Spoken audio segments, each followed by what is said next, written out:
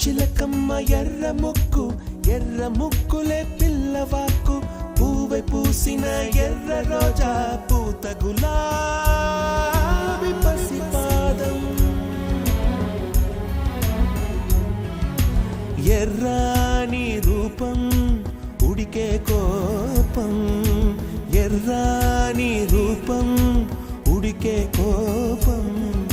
సంధ్యావర్ణ మంత్రాలు వింటే ఎర్రని పంట పాదమంటే కాంచనాల జిలుగు పచ్చ కొండ బంతి గోరంత